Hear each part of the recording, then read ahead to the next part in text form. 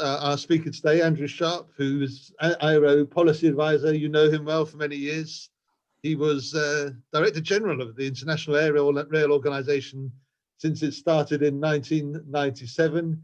It was actually formed at an event that I organized in a previous life in 1996 in London, and the IARO was discussed at that time, and we always count the IARO starting from January 1997. Andrew held that role for 15 years as Director General. He continues to be extremely active and involved in the IARO. He edits the weekly IARO Express newsletter. He prepares the industry reports for the IARO. And I'm sure you'll agree, and I certainly don't believe that there's anyone who's got a greater breadth and a more detailed knowledge of the air rail industry worldwide. So we really are delighted Andrew has volunteered to give the first of these IARO webinar presentations. Now, there's a short delay between you seeing things on the screen and the screen that Andrew sees, but bear with us. If there's a slight delay for a couple of seconds, it is okay, but I think it's sometimes to do with the bandwidth. Anyway, enough from me. Andrew, over to you. The floor is yours. Thank you very much, Patrick. Thank you for that introduction. Glad to see all the old friends and some new ones as well. Welcome again. I am 20 miles, 30 kilometres north of London, and it's a very grey and murky afternoon. My agenda for the next 30 minutes is on your screens now, I hope. It is, yes. As you see, it's quite a wide ranging agenda. I'll be summarising some of the case studies, but there are others which I'll just touch on briefly right at the end. The International Air Rail Organization, as Patrick said, was founded just over 20 years ago to bring together people interested in railways to airports. We provide information, in particular at the moment through IARO Express, which provides 5 updates on airport railway news every week. We do research to solutions in common problem areas. These are things like off-airport check-in, like integrated ticketing, like cooperation between air and high-speed rail, things like security. And these lead to our conferences, our workshops and research reports, including obviously this one on metros. Well, what's a metro? It's something between a light rail and a suburban railway. There are no boundaries, no definitions. It's part of a continuum. It's usually urban heavy rail, often separate from the national railway, usually on segregated tracks, usually a network, usually frequent stops and geared to in-town distribution. Importantly, an airport is usually not the main market. So the classic example, the Piccadilly line going to Heathrow Airport, 80% of its passengers have no interest whatever in Heathrow. They just find the air passengers with all their suitcases a confounded nuisance, but their needs need to be taken into account just as much as the 20% of passengers who are going to Heathrow. Here's a brief list of key success factors. I'll give you a moment to look through it. And I'll comment on these in detail at the end of the presentation. This list is really to make you look out for them as we go through. Let me start in Chicago. There are good things and less good things about the blue line out to O'Hare Airport, and come to that, the orange line to Midway. Some come on both sides of the equation, so that information, there are some very good points in Chicago and there are some less good points. Flat fare, well, there are advantages and disadvantages to a flat fare. There is a premium fare from the airport only. This, I believe, for a non-premium service is not a good idea. The system is old. The ticket offices do not give change. This, to a visitor to the country arriving at the airport, is bad. If you don't have the right change, you tend to get sent to the nearby souvenir shop And of course, they want you to buy a souvenir before they'll give you change. Coming from another country, you would have to get your dollars from a bureau de change, and you would probably not get anything as small as a $5 bill to pay your fare. So that, in my mind, is one of the very bad points about Chicago. Another bad point is the use of local names. I understand entirely why the L, the elevated railway, is so called, but it's not something in common use.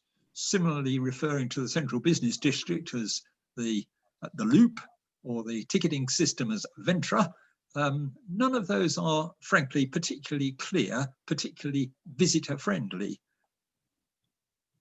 However, some good points. It's an old system, but very visible. You can see on the top left photograph there, the reason why it's called the elevated railway, the L. This makes it very visible throughout the downtown area. There is level access between train and platform, a very good point for people traveling with bags, buggies, wheelchairs. The advertising on the side is useful. I always remember using the Munich S-Bahn to the airport years ago when it had a dedicated fleet. And those little S-Bahn trains trundling through the western suburbs of Munich would have on the side non-stop to Tokyo. In your dreams, guys. But it did bring, as well as money, the very useful message that this is the way to the airport. Some less good points about Chicago Blue Line. It runs in the median strip of the Kennedy Expressway. As you see from that left-hand picture, there is a lot of severance. There are, I believe, 5 lanes of freeway on the left-hand side. Beyond the wooden fence that you can just about see beyond that truck, there's another 3 lanes. And on the right-hand side, out of the picture, there's exactly the same for traffic going in the other direction.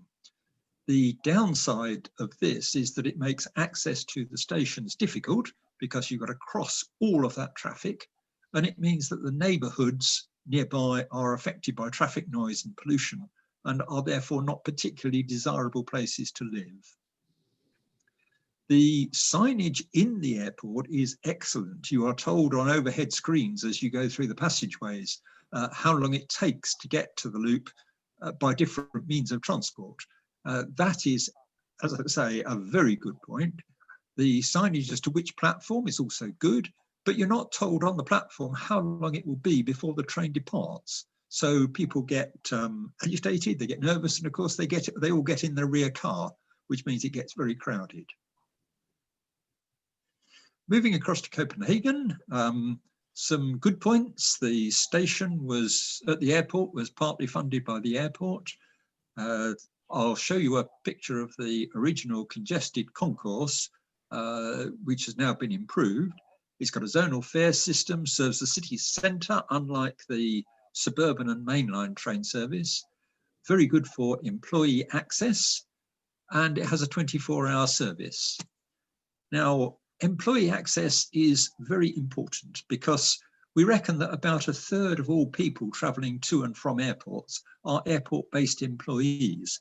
And the way that calculation works is like this, that for every 1 million passengers through an airport, there are about 1,000 airport-based employees. They travel 10 times a week, 50 weeks a year. That's 500,000 journeys, or 500,000 employee journeys for every 1 million passenger journeys. The system is growing. As we reported in IARO Express a couple of weeks ago, there's much development going on there, including developments to the metro. And I couldn't think of any bad points. On the next slide, you can see on the left-hand side the excellent intermodal connections, which are, of course, very good for employee transport. The line was deliberately designed to run through residential areas and therefore connect the potential employees with the employment area at the airport. And you'll see from the right-hand shot that the interior is very clean, very open. very user-friendly, excellent.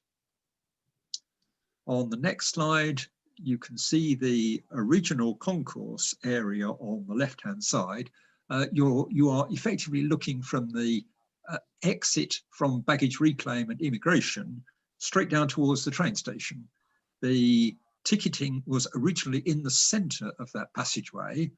Okay, this makes it high profile and easy to see, but it does get in the way, and the queues, of course, cause congestion.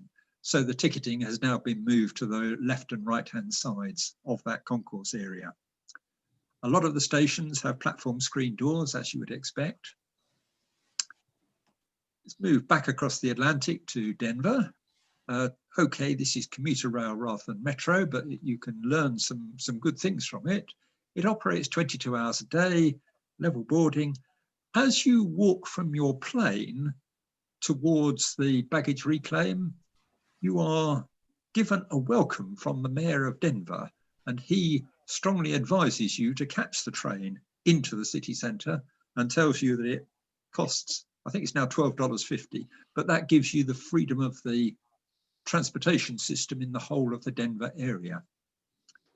It's well connected to the terminal. You come out of the terminal across a very brief open space and you're in the escalator down to the station. The ticket checks are well done. I remember noticing the guy when he got on, and he had what I'd describe as almost a militaristic uniform with a peaked cap and a big badge on his shoulder saying transit security. And I was a bit off-put by that. But then he got on the public address system and said, "Hi, friends, my name's Joe. I'm on board to check your tickets and answer any questions." And that, of course, totally defused this rather off-putting outer appearance. That I thought was excellent. On the next slide, you see that the line is not branded as the airport line, but as the University of Colorado Line A. Now, this no doubt got the local transit system some money, but it did so at the expense of the visibility. It's not obvious that the University of Colorado line goes to the airport. The line has multiple stops. This means that it has a 37-minute journey time. If it omitted most of those stops, it could do it in 29 minutes. And I think doing that for alternate trains would be a very good idea, because 29 minutes is below the magic half hour, which is commercially very attractive. I am also critical of what I describe as the plain vanilla trains. You see, Denver is a very iconic city, and it has a very iconic airport. So why does it not have iconic trains? And on the next slide, on the right-hand picture, you'll see a train interior. That could be the interior of almost any train, any suburban train, any metro train in North America. You could be on Metrolinx in California, Metro North in Connecticut, you could be on New Jersey Transit, you could be on SEPTA in Pennsylvania. Why doesn't it stand out and sing, "Hey guys, this is Denver"? Similarly, that left-hand shot, you'll see the 3 chevrons on the just below the window. That, would you believe, is the Rocky Mountains? Come on, guys, you could do better than that. Compare, for example, the interiors of Airport Express Oslo, Flytog. Compare the Copenhagen S-Bahn, and they are much more beautiful. They stand out much more. Level access between train and platform can be difficult to arrange, particularly on a legacy system, but this young man and his mother no doubt appreciate them. The signage on the trains is very good, and in some cases where it's needed, bilingual. Moving down to Dubai, the automated metro there is very modern, very upmarket. It has 3 classes of accommodation. You can travel in gold class, you can travel in silver class, or there's a separate compartment for ladies and children, this being obviously a Muslim country.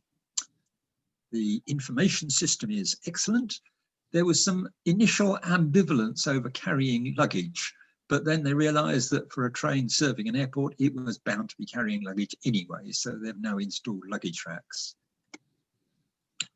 The line ultimately will connect both Dubai International Airport and the new Dubai World Central, or Al Maktoum, or Jebel Ali, or whatever it's called these days. The value of connecting two airports, it's something which is suggested by armchair experts from time to time, but frankly, there's not very much in it. There are very few airports there are very few cities where there are two airports with substantial connecting traffic between the two. And the reason, if you think about it, is obvious. If my travel agent tells me to change terminals, I get very stroppy with her. If she told me to change airports, she would be told to find another routing. The metro goes mostly alongside or in the median of the Sheikh Zayed Road. Very good publicity, very high profile. The right-hand picture shows the median strip configuration, rather better. Note, incidentally, the excellent bus interchange. The big bridges you see connecting from one side of the road to the other are air-conditioned. You might argue that you don't need this in Chicago, but perhaps you need protection from the snow instead.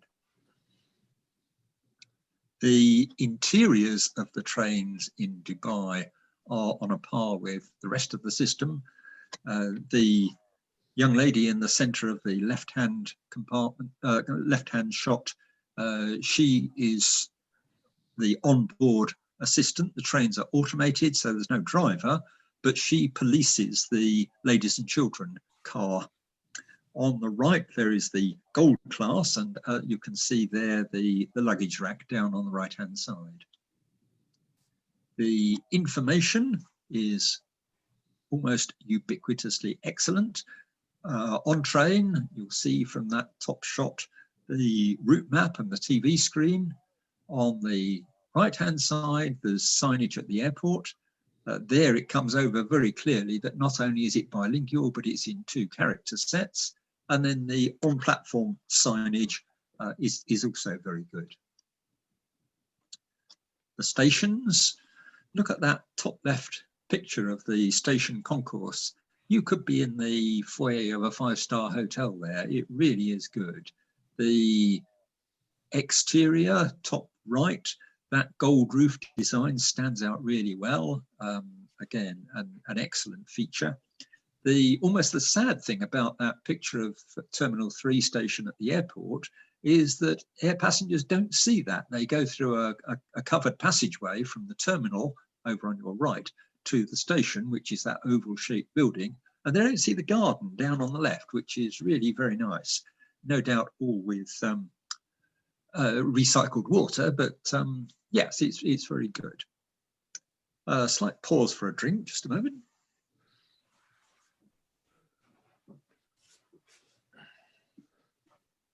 In lockdown, I've got out of the habit of talking for a long time. The next slide shows Munich, shows the good and the bad points about Munich. It's an interesting piece of geography because there are 2 lines serving the airport, each with a 20-minute frequency, one going around the west side of the city and one going around the east side of the city. So you get a 10-minute frequency, but certainly in the city centre, you have to be careful as to which platform your train goes from. And I'll show you some of the excellent signage that there is for that. The service runs 20 hours a day. The trains are designed with a stand-back space by the doors so that when the doors open, you can get in and you can stand leaning on the back of the seats so that you are out of the way of other passengers coming in. Here again, there are level platforms, platforms on the same level as the floor. Less good, some of the trains divide on their way from the city centre to the airport and beyond. This is very good for losing passengers. Moreover, if it's a train comprising three-car sets, what tends to happen is that the rear three-car set goes to the airport and the front two go to the local city of Freezing, where by sheer coincidence, the local Minister of Transport lives. There are many plans for enhanced connections in the Munich area, so that's a city well worth watching. In particular, there's going to be a second city tunnel, a bit like Manchester's second city crossing or Dallas's second city crossing. On the next slide, you can see some of the on-platform signage. So the top picture shows that the second train has the front half going to Freezing and the back half going to the airport. On the bottom picture, you can see that the next train to the airport is on line S1 to the right. When that train has departed, the arrow on the left will light up, showing that the next train is the S8 from the left-hand platform. This shot just shows trains dividing and connecting at the junction. Apart from the fact that it can be difficult to communicate to passengers that the train will divide en route, inevitably there is a pause while the trains connect up. The brakes are tested before the doors open. This can cause concern because people don't know what's happening, and sometimes there is a jolt when the trains divide, which again can be disconcerting. Moving on to Paris, the RER, the Réseau Express Régional, serves Charles de Gaulle Airport in the north and also incidentally Orly Airport in the south of the city. Signage was originally a problem, but it's now been improved. The French found out that not many people know what an RER is, so they now use the terminology trains to city, which is absolutely clear and means that a lot more people can find the place. The trains get very full. It's a busy suburban line, hence the plans for a dedicated airport express service, which have been gestating for probably a decade or more. There's a bit of a step up from the train to from the platform to the train. There's a premium fare at the airport station. You will have gathered by now that I do not think this is a good idea. And it serves the city centre in the south, but not the business district of La Défense in the west of the city. On the next slide, the picture of Paris Gare du Nord, the airport line platform. This isn't actually an airport line train, but you can see there that there are air passengers with their baggage waiting for the train to Charles de Gaulle. The right-hand side is the terminus of the line at Charles de Gaulle Terminal 2. Note the step down from the train to the platform. The report also covers a number of other metro services to metro and quasi-metro services to airports. One of those is Salt Lake City. Some very interesting lessons from that. In the city centre, there's a mix of reserved and on-street running, but in open country near the airport, trains run at high speed, which is a good point. The line was funded by a sales tax. This caused problems when a downturn in the tourist industry, a downturn in the local industry, meant a downturn in sales and therefore a downturn in tax revenue. This is something to watch when you have that as a funding system for your railway. There were one or two airport related issues, in particular clearances, so that near the airport, the height of the overhead structures carrying the overhead power lines had to be reduced. At some airports, visibility has been cited as an issue, that people are concerned about pilots on an aircraft coming in, seeing this train going past and wondering what's going on. Myself, I believe that that concern is overrated, but nonetheless, it's something to be aware of. A problem with this line and many others is that the first train arrives too late. The first train in the morning arrives at 5:36. If you want a 6 o'clock departure, tough. This is a common failing. Contrast, for example, Manchester, where the first light rail train arrives something like 3:30. This is very beneficial to employees and very useful to passengers as well. Even the suburban service has fairly early arrivals. Shanghai and Shenzhen are two very complex cities with very complex metro systems. The multimodal hub at Shanghai Hongshu is very impressive. It hosts what I'm told is the largest high-speed train station in the world, but also several metro lines. And of course, the airport itself is there. It's the focus for new code shares, as you will know if you've read this week's IARO Express. Shenzhen is also going to be a multimodal hub. It has a number of metros there already. There are going to be regional trains stopping there too, with 2 classes on some lines. Not quite the egalitarian experience I expect in Chicago, but in China, but okay, if it works, then provide it. My long experience on railways suggests that if it is culturally right to provide 2 classes, then you should. Sydney is another very interesting case study. You'll notice that the airport railway is called the New Southern Railway. This is because anything referring to the airport in Sydney is seen as pretty toxic. So the railway to the airport is actually a suburban line which bypasses a local bottleneck.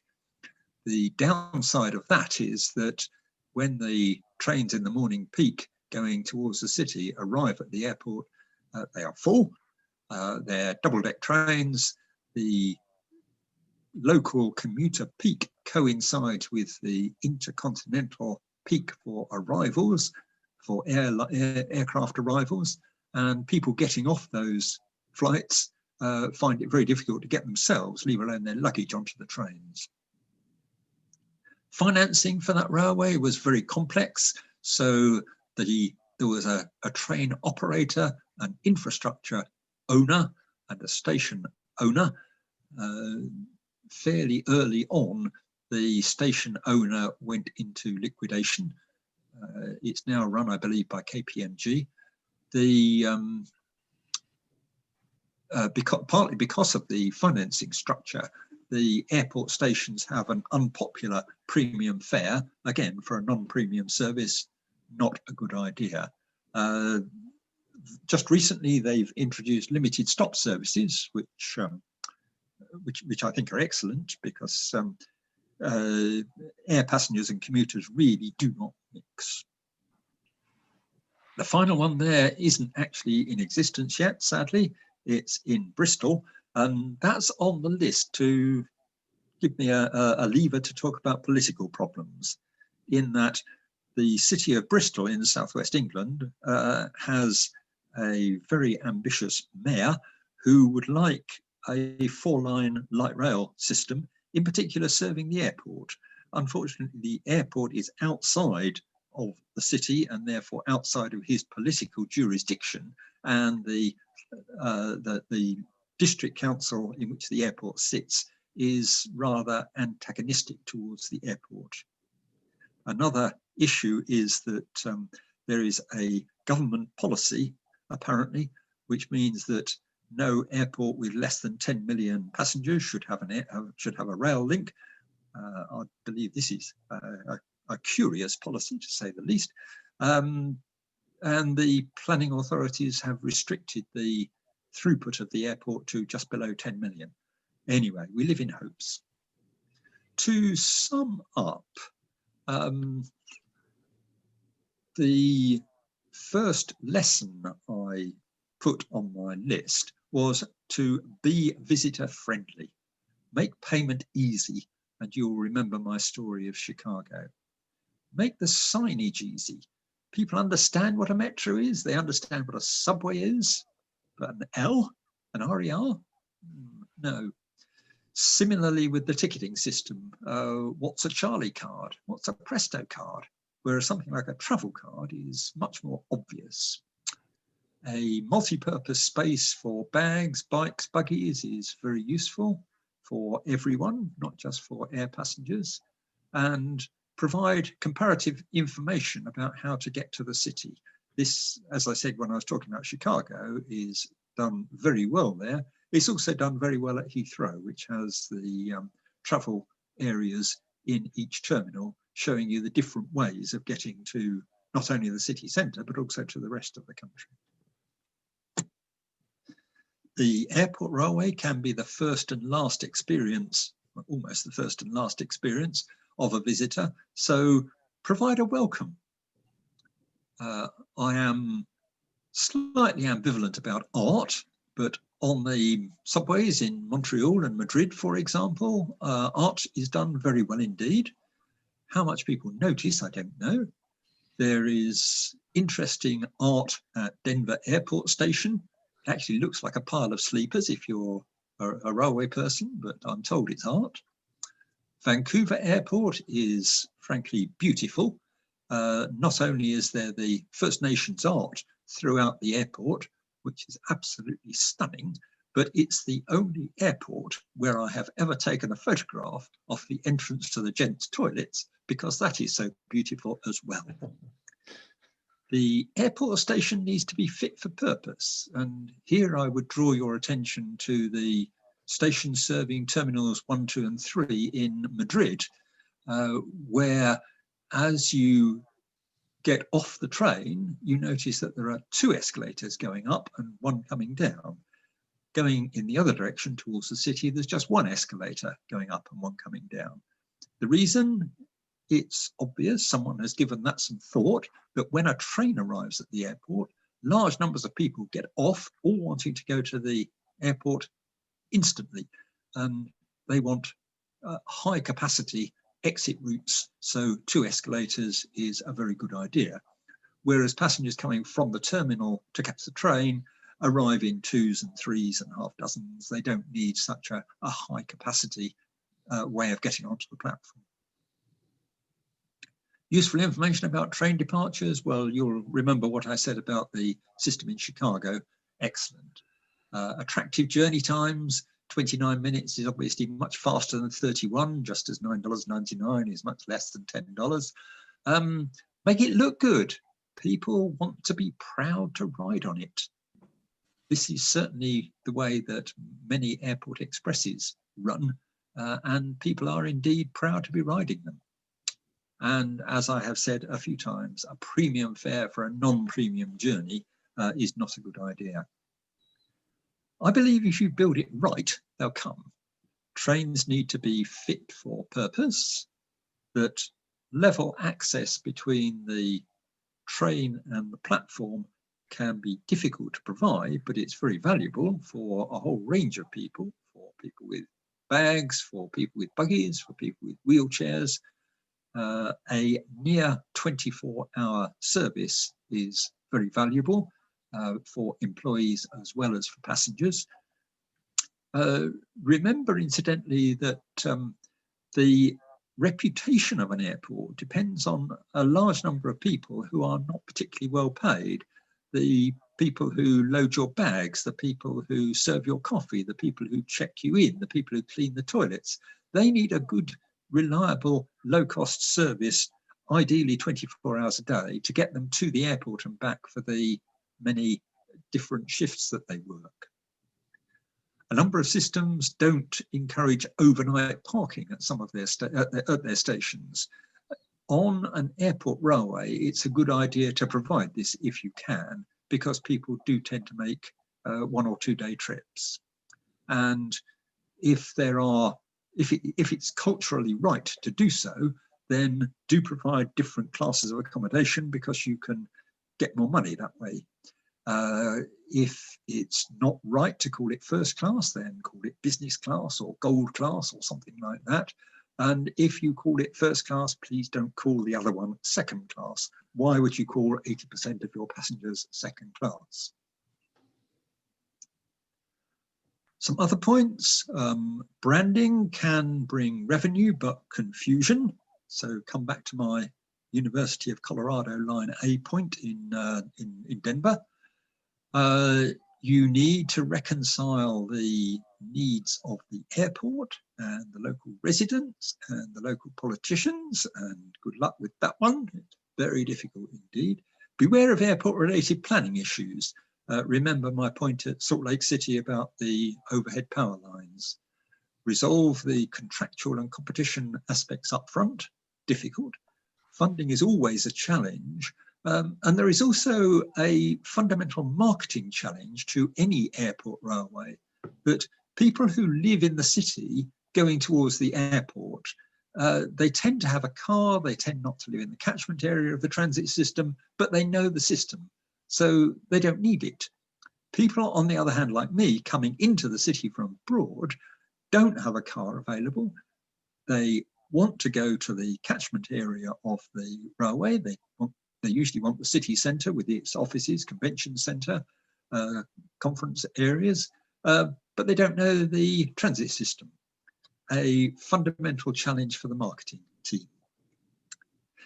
Thank you for your attention, and I hope you've enjoyed this, and we'll be opening for questions.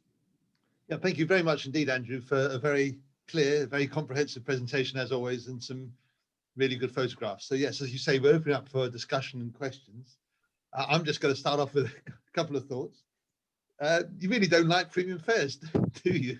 I think we got that message, but do you want to just explain why you don't like premium fares? I don't dislike premium fares as such. What I do dislike is a premium fare for a non-premium service. People feel they're being ripped off. On Heathrow Express, I quite happily would pay the £22.50. If I had to pay the same for the Crossrail service with its extremely uncomfortable seats, I would feel very badly ripped off. So Chicago, sorry, any Chicagans listening, but charge me $5 just because the train happens to run from the airport. Yeah, I don't like that. I feel I'm being gouged. I feel I'm being ripped off. And you work quite hard on Chicago generally, I felt. Well, this may seem so, but when I'm giving presentations, I do point out the very good point about Chicago, which is that blue line runs 24 hours a day and takes 42 minutes. So it takes 42 minutes at 8 in the morning, it takes 42 minutes at 8 at night. It takes 42 minutes at 2 in the afternoon, it takes 42 minutes at 2 in the morning. Whereas if you use the adjacent freeway, it might take you half an hour, it might take you an hour and a half, it might take you 2.5 hours. You really don't know. So you have to allow more time than is necessary if you are traveling by road. And then, of course, all you end up doing is spending a lot of time waiting around at an airport, and who wants to wait around at an airport after all? That's upset my airport operators as well. That's right, do it all together. Does anybody else want to ask any questions or make any comments? You just unmute yourself and introduce yourself, or you can use the chat line, whichever you prefer. It's Matt Coogan, and I can't control myself. Andrew, you were much too hard on Munich. If I get every train out of the main trunk system, I get a good headway.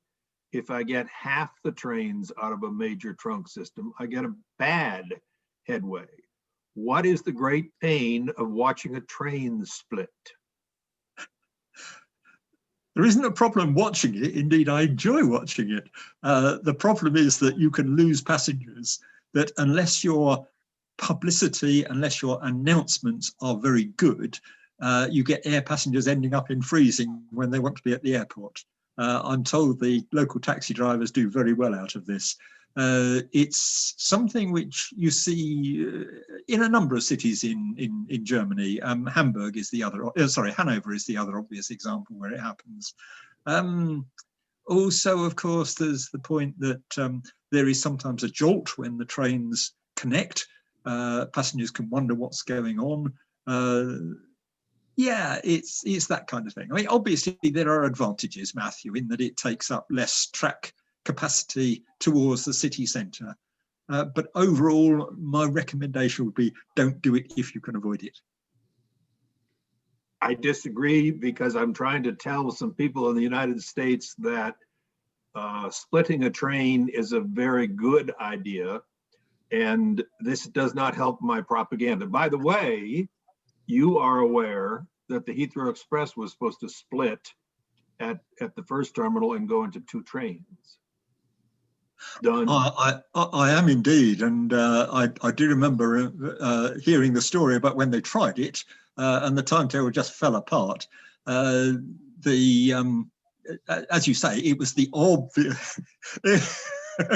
As you say, it was the obvious place to do it, and the trains were designed to do it so that the front 5 coaches would go to Terminal 5 and the rear 4 coaches would go to Terminal 4. But the rolling stock was not up to the job. That was the fundamental problem. To your very first point, Matthew, you and I have known each other for a very long time, and we have disagreed with one another respectfully for a very long time. Very good. That's always good to have a bit of disagreement. Any other comments from anyone? First, I just really wonderful presentation, Andrew.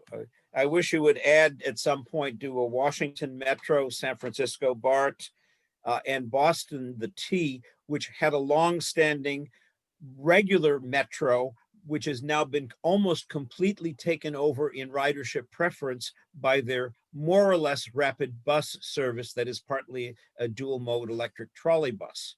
So it's a very, very interesting concept. On the extra fare, it's a political issue that in some cities, and I believe it's a double fare at CTA rather than a $5, although they may have changed it in the last year. The same is true at the beginning or end of the line when you're going outbound at St. Louis. And in fact, it's a one-way premium since it's not a boarding and alighting fare, as opposed to the one at Sydney, which manages to get the extra fare, and it's quite substantial Sydney extra fare for the facility fee. I'm on both sides as an economist. I understand the customer side, but if you're the operator and you're struggling with how to justify paying off your debt service, and it is for that particular station and it provides a great benefit to the people who can use it, I believe in several examples of those, the workers who have a weekly or monthly pass don't have to pay that premium because it's a prepaid pass. So it only is getting leisure or business travelers and travelers specifically. But any more thoughts on it? But I agree, it's a disincentive. It's viewed unpleasantly, but there may be good basis and little other choice other than getting taxpayers to pay for it. Yeah. Thank you for those remarks, Bruce. Appreciate it. Yeah, there's a premium fare in San Francisco on BART. There's a premium fare in Paris. I sympathise with a railway that's trying to make money, and obviously the elasticity of demand for high-earning air passengers is probably better than for low-earning employees. And yes, you're right that at many airports there are very good concessionary fares for airport-based employees, which of course is an excellent idea. Yeah, I'll take on board absolutely your points about other places that I could write about. I was just, well, I guess the answer is completing the report in a hurry for someone who's listening online here who wanted it. Your point about Boston and its Silver Line, I do not like the Silver Line in Boston. I'm sorry. Next time you happen to be there, Bruce, go with a big suitcase, put the suitcase on the floor beside you and stand up and see how long your suitcase no one stays dislikes the vehicles, and particularly the lateral motions and everything else, particularly when people say that bus rapid transit is an equivalent to light rail. No one dislikes it. However, I have not used the regular rail system, which is a long and tedious bus connection from the terminal, as opposed to this vehicle, which is a single vehicle connection and then goes to South Station, which one can either walk from or then get to both the metro and commuter rail network. But I agree with you, it's not a wonderful vehicle, but most people choose with their wallet. It now happens to be free, and it's unique that it gets you a free one-way inbound ticket to the entire connected metro system, subsidized by the airport. So Yeah. it's the opposite of a facility fee. It's an incentive. Very interesting. Thank you for that, Bruce. But I don't like the ride quality. I add No. capacity. I absolutely agree. So Andrew, just taking that point a little bit further, I mean, bearing in mind the mixed use of passengers with mixed objectives, do you want to just say how suitable you think metros really are for airport links? To me, the ideal is a dedicated airport express like you see at Heathrow, like you see at Gatwick, like you see in Oslo, like you see in Kuala Lumpur. But you need quite a high demand to remunerate that kind of service. If you haven't got the demand, if you haven't got the money, then use whatever alternative is the most financially attractive, so that if you happen to have a regional railway running fairly close to your airport, then by all means build a spur off and run regional trains or suburban trains into it. All of these systems can work, but you just need to be attentive to the needs of your customers, and particularly those coming from abroad if it's an international airport. Hence my very early point, be visitor friendly. Yeah. Any other points people want to raise? I was going to add a little bit of more. Sorry to keep harping on Chicago, but I just happen to know a couple of things that are of use in that thing. For any of you who saw the musical Hamilton, there was a line called being in the room where it happened. And I happened to have been in the room where it happened on the CTA where they made that decision. And it was interesting how it came about. The rest of the CTA system had eliminated cashiers and people who could make change. And the argument was being made in the board meeting that O'Hare should be exempted, should have somebody there to make change and answer questions because of visitors who don't know the system. And they ruminated about it and said, yeah, but that costs us a lot of money. And then somebody said, well, why don't you charge a premium fare to and from the airport? And they said, well, the problem is when people get on the trains, we have no idea where they're going. So, everyone would not pay the airport extra fare if they knew that they could just pay the regular fare and that no one would ever know. And then someone brought up the fact that just like in San Francisco with the toll bridges, we just charge it double one way. And this does the same thing essentially. And they all thought that was a great idea. And then the argument came up about the employees. And they said, well, as long as they use their employee cards or the vendor cards, then we will just charge them the regular fare. And everyone thought that was a great idea. So the first thing they did was put all that into play and then decided not to staff, by saving even more money, the airport, which was the whole point of the fare. So the airport is not staffed. But interestingly, for those in the know, they still charge you just the regular fare if you buy a Ventra card. It costs you $1 to buy the Ventra card. Therefore, if you're coming in from out of town and you want to use any part of the CTA, including going downtown, it's cheaper to buy the Ventra card and then pay the $1.50 fare than it is to pay the $5 fare from the airport. I think that's the same in Vancouver, isn't it, Stefan? That you get charged a supplement for travel from the airport, but if you buy whatever your day pass is called, then it's cheaper. Yes, yeah, no, indeed. And I was just going to make a comment on that, relative to Vancouver and that experience here, which has now been for, I guess, a little over 10 years. And one of the things I can say is that as a metro versus Union Pearson Express in Toronto, which is commuter rail based, and it has its own woes and worries about being over capacity, or it has been until the pandemic started.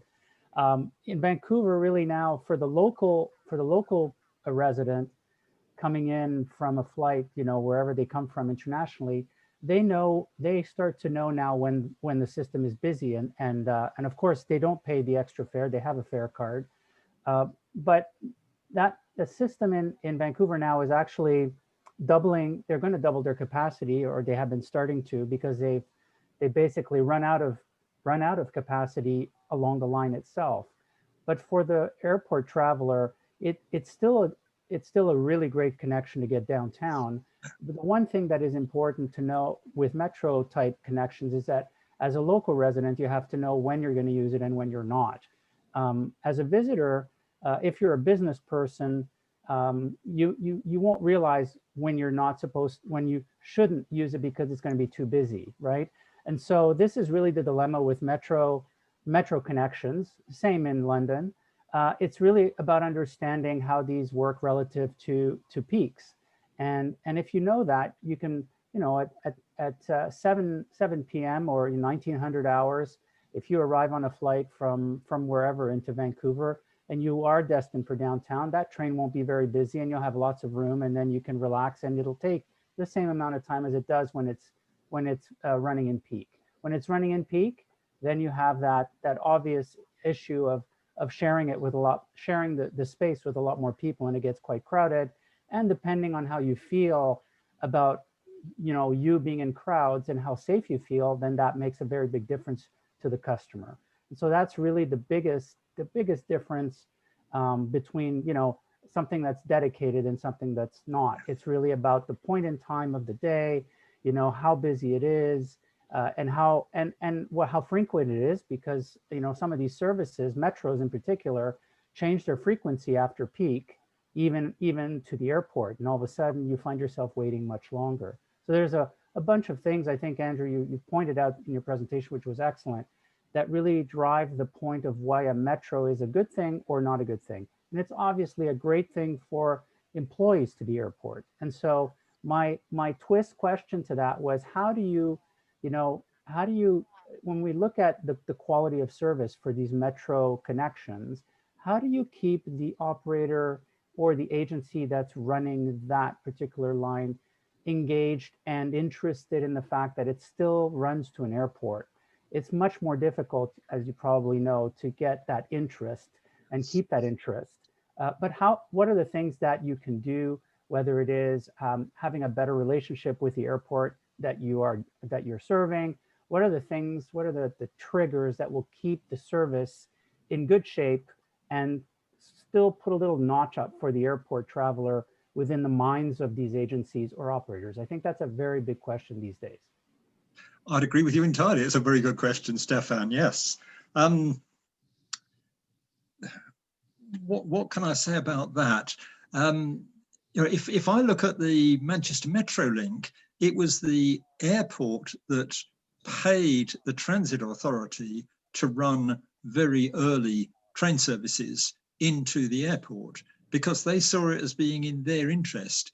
It met their targets of reduced numbers of cars coming into the airport. Now, clearly that is something which is growing. It's something which we've had for a long time in the UK, that airports have had to produce surface access strategies, they've had to produce green commuter plans, identifying the mode share of people, employees and passengers to and from the airport, and producing strategies to try and make them better, to try and improve the use of green services.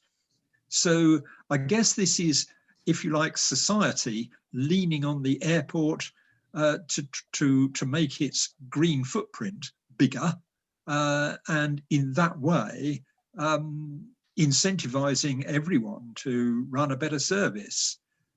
I take your point entirely about frequency of services, but to me, if the service runs early enough and if it runs reliably enough, then the employees will use it, particularly if they're incentivized by a low fare.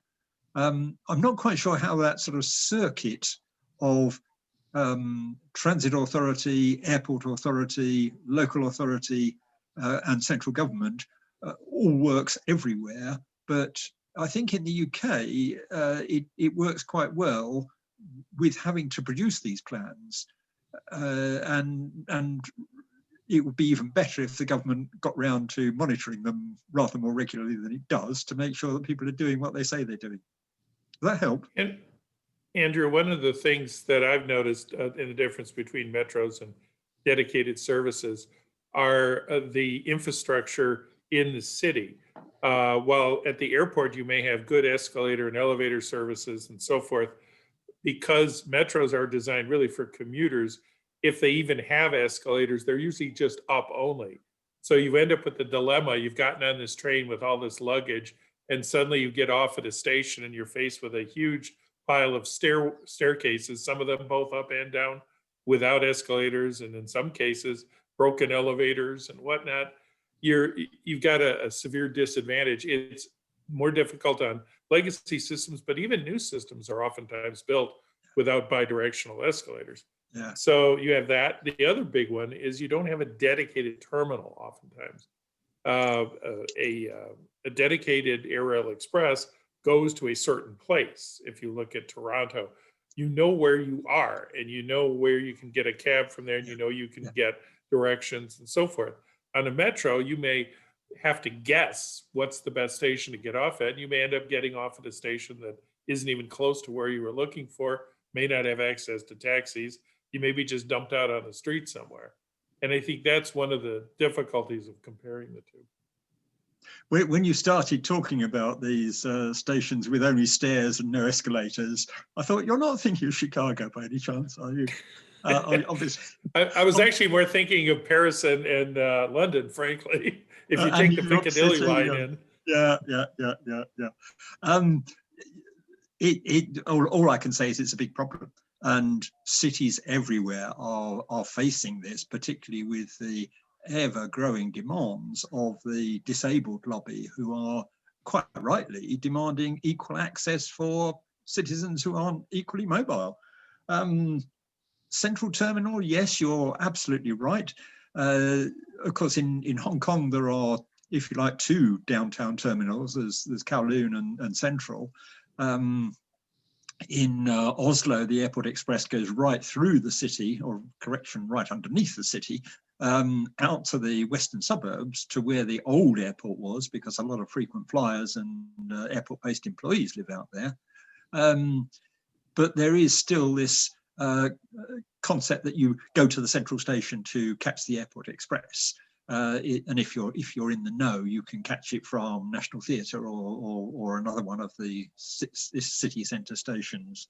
I guess that the classic example of how not to build a dedicated railway is Bangkok. No one from Thailand listening? Where the city centre station was built with the intention of there being a big development round it. That was 10, 15 years ago. When I went last year, there was still a green field out there because no one had got round to developing it, with the result that not many people used it. In addition, there was a much cheaper stopping service, which ran a couple of minutes before the Airport Express. Don't do that. So, of course, everyone used that, and it went to a much more convenient station in the city centre. You're absolutely right, Mark. Yeah. Andrew, I'm aware that our time is nearly up, but if anyone else has got any questions they'd like to raise, we have time, a couple more minutes left. Yeah. Can I duck in a little bit first, Andrew, as I think the guilty party that asked you for this information in the first instance, just to... If you'd like, could you introduce yourself, Ross? Oh, sure. Yeah, Ross Nimmo, Glasgow Airport, Head of Thanks Planning. We've been looking at our rail link on and off for about 20 years. The latest incarnation is a metro, hence the question. So thank you so much, Andrew, for the presentation, which was fabulous, and the report as well, which has been so helpful as well to our thinking. A couple of areas that I would be interested to hear your thoughts on. One is around the airport developing and operating the airport station of a metro. And the other is around this idea of the stopping and the express service. So just practically on a metro system, how would you achieve that where you've possibly got several stops between the city and the airport? First of all, Ross, don't feel guilty at all. You'll see that we've had 30 plus people on this line for an hour. There has obviously been considerable interest in it. So I'm grateful to you for asking me for ideas. Airport involvement.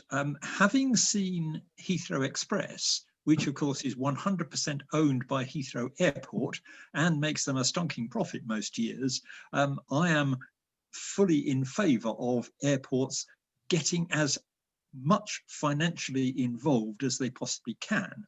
Because if you are financially involved, if you pay a piper, you call the tune. One advantage at Heathrow, for example, is that if there are gales on the Atlantic and the inbound American flights are all coming in late, you can carry on running the service later than the normal advertised time. You can do that because you're in charge of it, because you're running it as the airport authority. I think that if you've been to Chicago, to Vienna to see the city airport train there, you'll see the influence of the airport there, that there is downtown check-in. It is a very high quality service. There is information on flight departures downtown. That I think illustrates a value of the airport taking a financial interest, and incidentally it's got 50.1% ownership, and therefore it appoints one of the two managing directors of that system. So as I say, I think that the more your airport can get involved, ideally financially, the better. I appreciate this can be difficult. I appreciate that in the United States it's probably totally impossible, but in Scotland maybe you can do it. Stopping versus express. Now, my solution in Denver was to have alternate trains running almost non-stop. And I say almost non-stop because the station before the airport was the park and ride for the airport-based employees. And in that way, you could do the journey in the commercially attractive time of 29 minutes rather than the rather less attractive time of 37 minutes. So alternate trains running fast is a solution, is a part solution. Now, obviously, you need to build your infrastructure right, because the trains might need to overtake on the way. That is quite difficult to do. You'll need substantial areas of either 3 or ideally 4 tracking. It's very difficult to do on a light rail system, but it shouldn't be too difficult on a metro. Thank you, Andrew. Very helpful. Any idea? Andrew, this is Paul Karras in Chicago, recently returned from a tour of duty in New York. And my question has to do with what you're probably familiar with, the decades-long debate and effort to get access between Manhattan and parts of Brooklyn and Queens to LaGuardia Airport. Right now, they're in the environmental review process. And by the force of Governor Cuomo, the intention is to go from the Shea Stadium, the Met Stadium area, in reverse back west to LaGuardia Airport. So one would go from Manhattan east on Long Island Railroad or the MTA subway line 7 and others, and then get on a shuttle train and go back west to LaGuardia Airport. Albeit expensively, the current estimate is around 2.1 billion US. Feeling is that it will go higher than that. Any opinion from Andrew Sharp on that that project that they're trying valiantly to move forward? Paul, I don't know if you remember, but we did meet years ago at Gary Airport with Fritz Plaus. And I have very happy memories of that that visit and the conversation with you, and the local fish that we ate there. Coming back to LaGuardia, yeah, I know about that that system which has been proposed, and while I don't think it's a good one, I think it's probably the best that you can do. The airport, as I understand it, is very toxic locally, that the locals will not give permission for anything that makes anything better at the airport, because they really just want the airport to go away. So to get an extension of one of the local subway lines, is it the N line I'm way out of my depth here. Yes, that's correct. Through Astoria or somewhere like that is not on. I've used those express buses from LaGuardia to Jackson Heights, and I think that they're quite a good interim compromise. But I think that as long as the system now being considered is well built, well planned, with good coordination, in particular with a more frequent service on that part of the Long Island Railroad, then I think it could well work. I think it could give you a sub 30-minute access time to Manhattan, which is much better than you could get now. Okay, thank you.